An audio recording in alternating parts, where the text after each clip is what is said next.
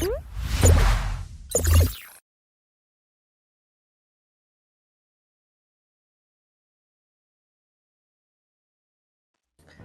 everyone, welcome to the Tech Podcast series. This is Lakshit Pan from Azure Developer Community, and welcome to another episode of the Tech Podcast series. Today we have our industry leader, Mr.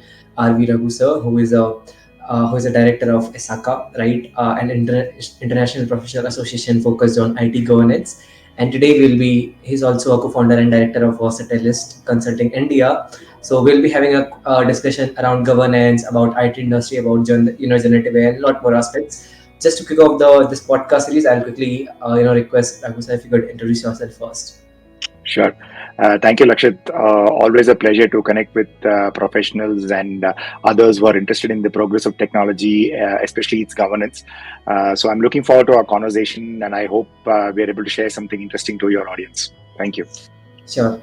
So just to kick off the podcast, I would really, because you belong from that background, right? You come from a cybersecurity background. I just wanted to know from a governance perspective, and the trend that has been in the market for maybe more than a year now, the generative AI that we see, right? How do you see the impact of generative AI on cybersecurity space evolving in the coming years? Right. I think everybody's very excited about Gen AI. In fact, I was traveling on Monday and Tuesday in Kochi, and I saw boards from universities offering Gen AI courses. Right, so it's going to be interesting because the moment it starts going into cities like that, and you have Gen AI courses being offered, you know that something has taken off. But from the cybersecurity perspective, I think it is going to mean that two things are going to happen. Right, one, the threats are going to get better. And the Okay. defense also has to get better. What I mean by saying the threats are going to get better is that the threats are going to be more custom made to everybody who's out there, right? Earlier, you used Right. to get these messages saying that you won $250 million on Coca-Cola. I want to give you the money. Or some Nigerian prince was sharing his wealth with you, right? Today, you will get very customized, specific to your context emails or WhatsApp messages or, any other kind of messaging, right? So that phishing kind of thing is going to become very, very specific. I was reading about this, and I'm sure everybody has heard about it as well, that this CFO of this company attended a call where there are a lot of other people he knew. At the end of the call, they decided they're going to transfer some money somewhere. And then he found out that the whole thing was a deep fake.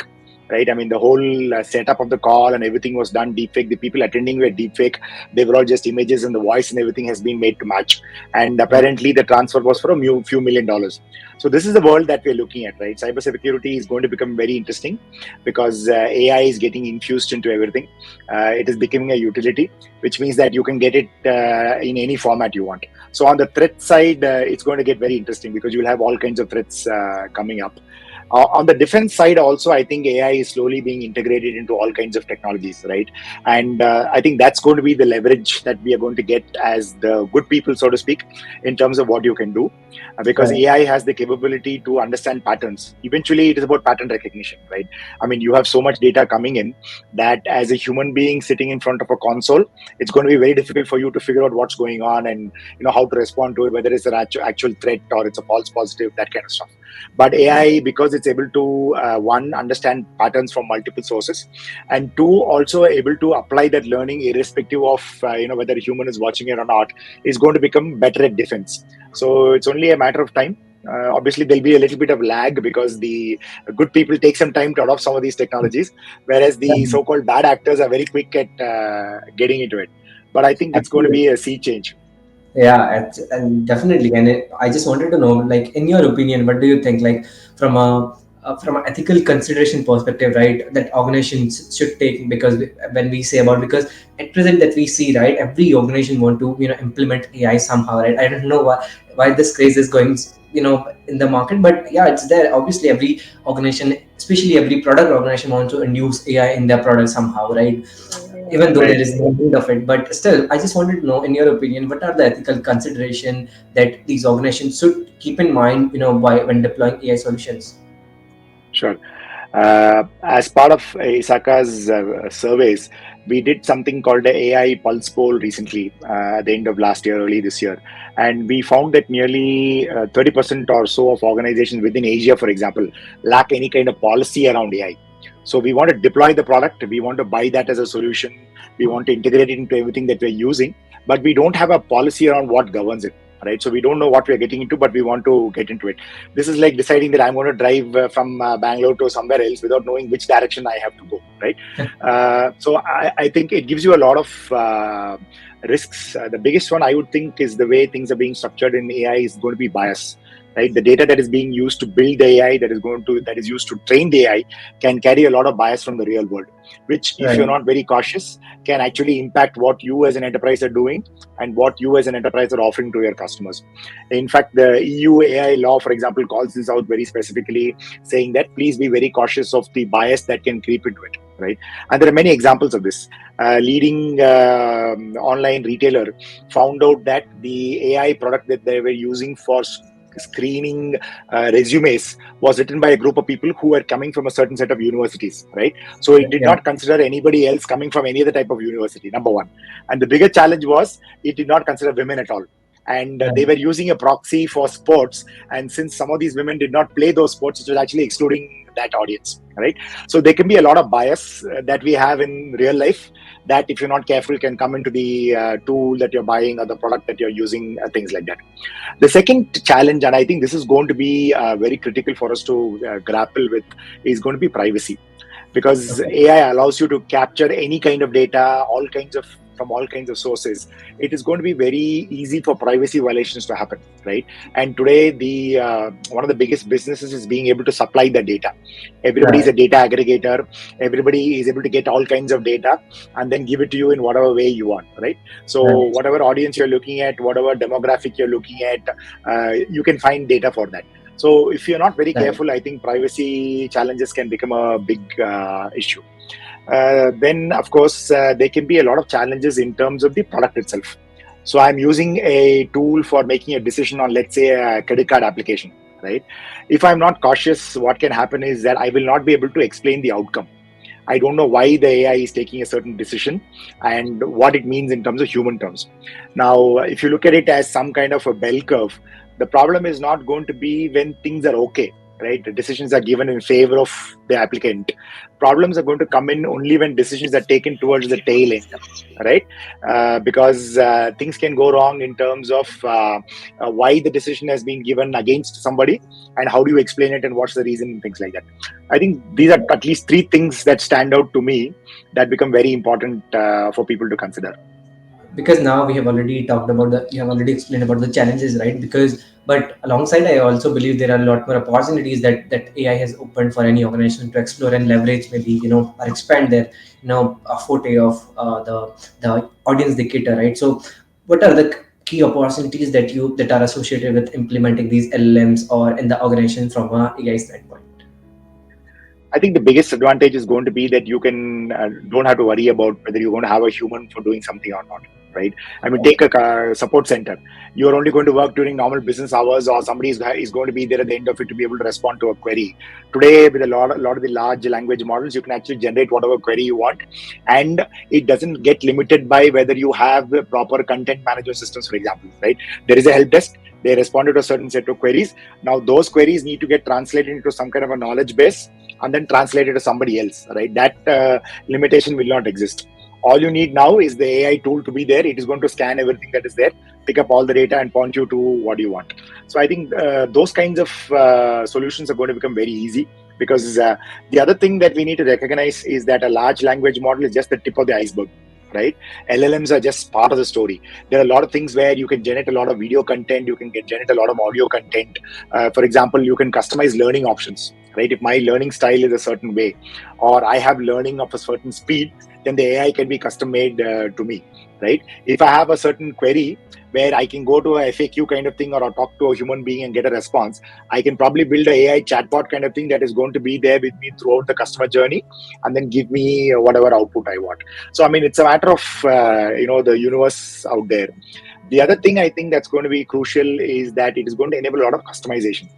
You can actually do a lot of customization for a customer of one, because you can understand my preferences, you can understand my behavior, you can do a lot of things that are custom to me.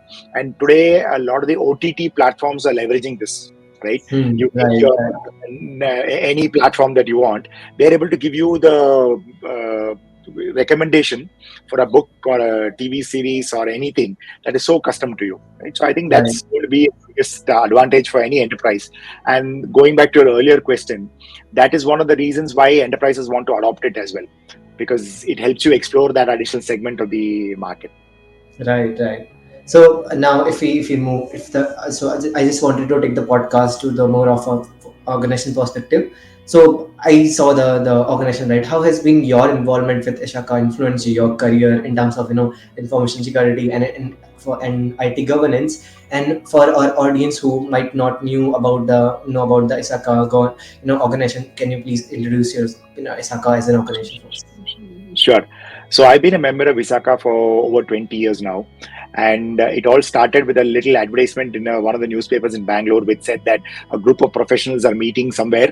Anybody who's interested in cybersecurity and audit and things like it should go there. And I remember walking into that room and seeing about 100 people very excited. And then, a lot of data being shared, a lot of information being shared, and I was really hooked. What it has meant to me actually is that it's literally changed the way I'm approaching a lot of things, right? I mean, there are many ways of doing something, right? You can always learn from your own mistakes, or you can reinvent the wheel and figure out that, something square doesn't make sense. If you want to move stuff, you need a round thing. Or you can go to people who already know about it, right? Get the Right. wisdom, so to speak. And that has been my source as far as ISACA is concerned. To those of you or to those out there who have not heard of ISACA, all you need to do is just go to isaka.org and you will find a lot of wealth of information.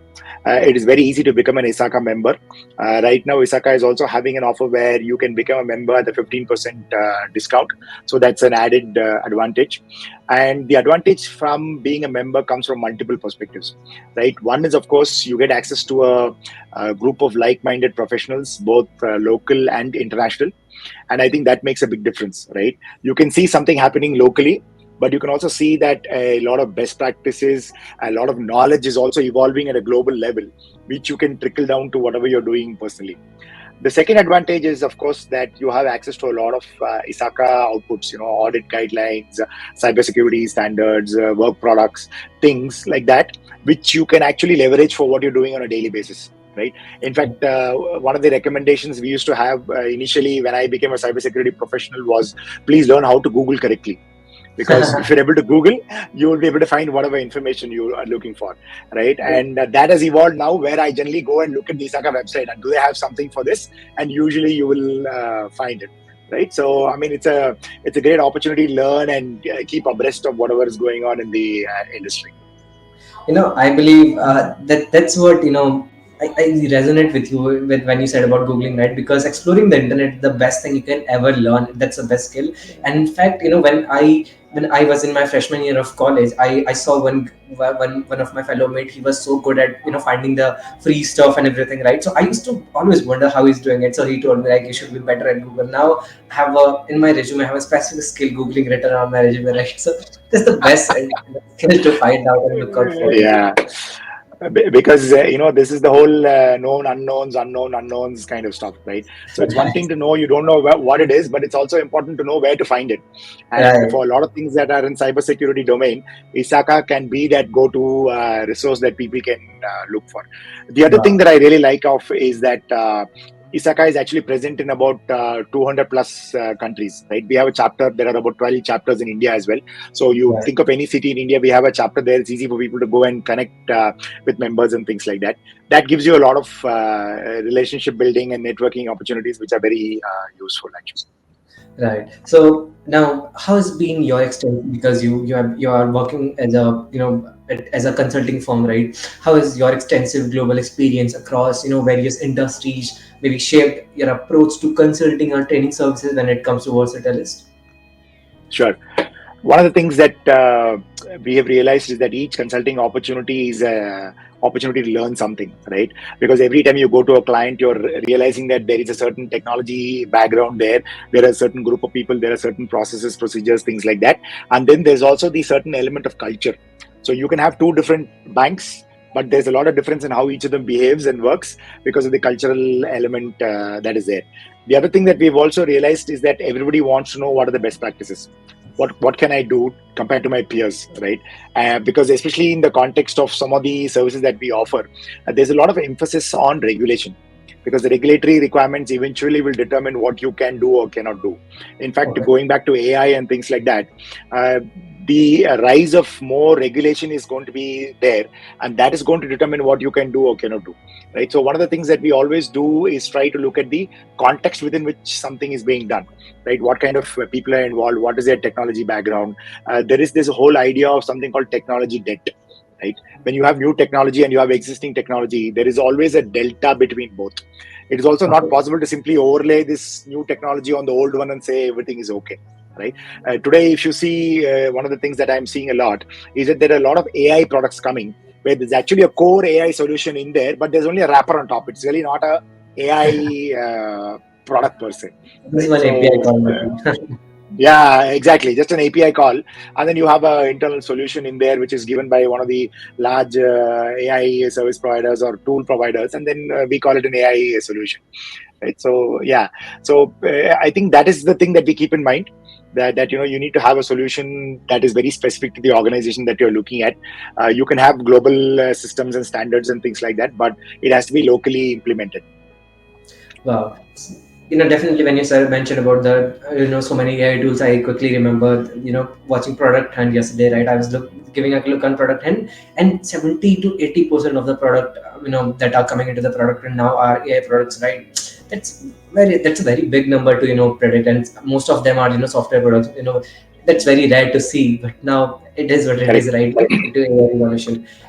Now, because because of this AI industry, there has been a lot of buzz around hiring. There has been a lot of buzz around jobs, insecurity about jobs, internships, and there has been again a recession coming in because of some diligence in the industry, right? I just wanted to know from your opinion, what are the critical challenges or opportunities that professionals in the industry should be aware of, and how a professional can shape their as a professional, how does one should mold themselves to be future ready. Right.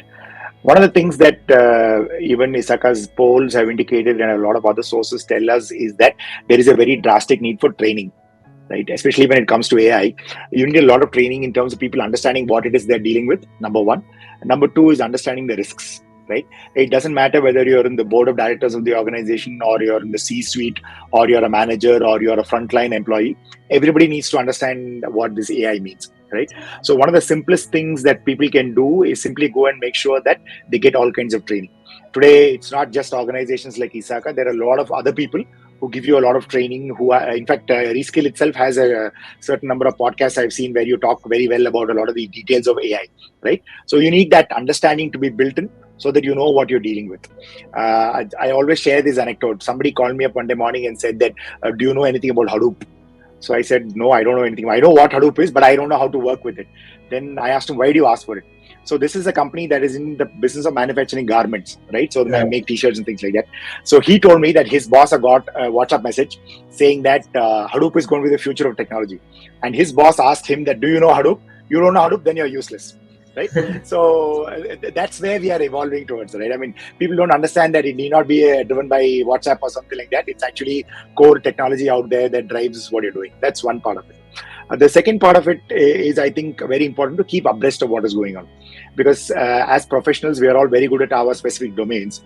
But what AI is going to do is it's going to take away a lot of the normal day-to-day baseline work that is being done and bring in humans only when it is needed, right? So there is a good possibility that 70%, 60%, depending on your domain, or even 80, 90%, if you listen to some of the experts in the field, the regular work is going to get taken away, right? So if you're a radiologist, for example, the tool is going to take care of it. If you're somebody who's crunching numbers, the tool is going to do it. I was reading something recently where it is able to prepare a press report taking in all the data, right? It says, and they're giving you options to customize the voice of the report. So do you want to make it look like a report aimed at a professional audience, or do you want to make it look at schools, that kind of stuff, right? So I think the human element is going to be very key in terms of we human beings bringing our expertise to the solution over there. Because even if you take that percentage of AI including into our lives is going to increase, the eventual need for a human being to explain some of those things is definitely going to be there. So I think we will need to align ourselves to work with AI and not think that it's going to be a confrontational thing at all. Yeah, definitely. And now this is a very a personal question that I am just asking because I have seen you have been quite delivering all these speeches, all these everything, right? You have been quite active on socials and everywhere. How do you balance, your roles as a consultant, as a maybe as a trainer, and as an active member of ISACA with your personal interests and commitments? And again, there's again a follow up question that would be, what drives your passion for speaking at these conferences, like for this podcast, delivering webinars, and contributing all these publications on cybersecurity and governance? Sure. I think one of the things is that I've always been inspired by other people who are doing this. I've seen people who bring a lot of energy both within ISACA globally and also locally, who are bringing that energy to give back, right? One of the foundational things, if you look at ISACA's history, has been the fact that we are not for profit, founded by some people about 50 plus years ago with the intention of sharing knowledge. Right, that was the idea that they set up the organization. In fact, ISACA also has an arm called the ISACA Foundation, where we are actually trying to make sure that we are connecting the people who don't have enough opportunities in terms of technology or technology related skills with whatever the industry is doing. Right. So the common factor here has been the idea to give back. In fact, if you look at all ISACA members globally or people who are with the chapters and things like that, they are volunteers. Right. So it's our idea to give back that drives whatever we do. And for me, at least personally, one of the ways why I find this exciting is because it's an opportunity to learn. Right. You get multiple perspectives. You're able to see what other people are doing, how people are thinking. It's very difficult to sit in a room and then imagine what's happening in the world. Vis-a-vis going to a person and talking to them, and they tell you that, look, this is a challenge that we have. Right. So Right. I think that's the key thing that drives a lot of things that I'm doing from the perspective of sharing. Right. So, yeah. So again, kudos to all the work that you are doing, right? It was really fantastic to see you here, and again, it is my pleasure to host you for this podcast. Because of paucity of time, we cannot cover all the things, but we have so far covered most of the part of this podcast question that I have prepared for you. So thank you for again for joining for this podcast. It was my kind pleasure to host you for this, and to all our listeners, I hope you got some really kind insight about cybersecurity, governance, and from the AI forefront. And we are coming up with lots of initiatives, so stay tuned, and thank you, sir, for joining us. Thank you. Thank you, Lakshit. Good day.